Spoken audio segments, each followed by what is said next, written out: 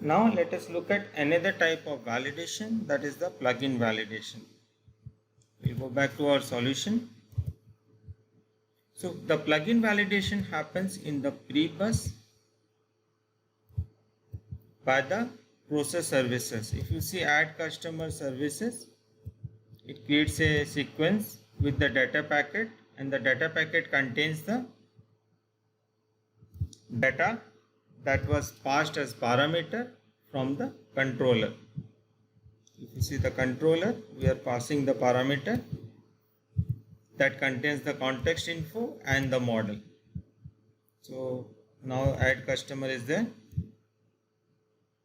So it runs the sequence of plugins. So now the first validation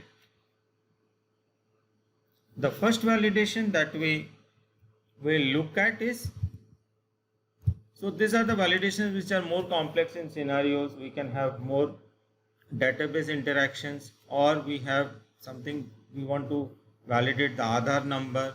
So any third party validations mostly are used in the plugin, and that is replaceable from customers to customer. You will see that in the core industry client sections. So this is one validation, that is do not start with number. So if you see, it calls the packets method do not start with number. So I've already created the validation for you. So if the name comes and any name starts with number, we add the message in the packets error. So when we are looking at the insert full flow, that time we will see it in action. So then the next validation that is there is unique. So if you see unique also is there in the methods data packet. So in the data packet, I am checking if the name that was provided by the model is unique.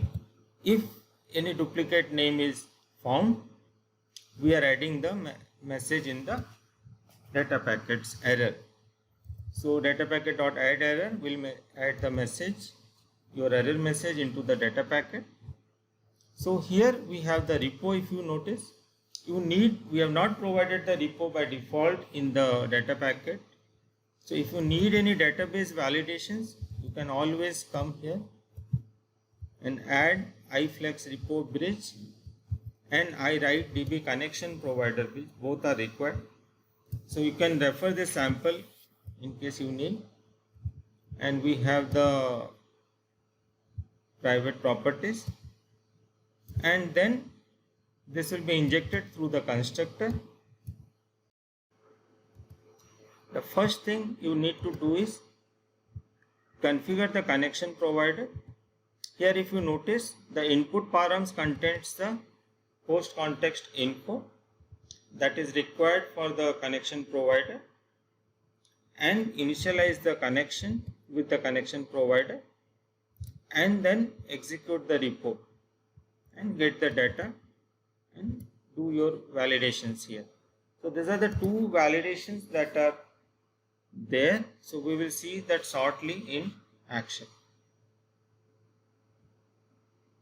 One more thing I will add here is, if you need any other validation also, so like you have those your code logic here, you use this space for your writing the business validation logic. So each validation is highly decoupled and independent on its own, so which helps you to avoid regression issues when you get your code into production and you need some changes to the code or add new validations. Is very seamless.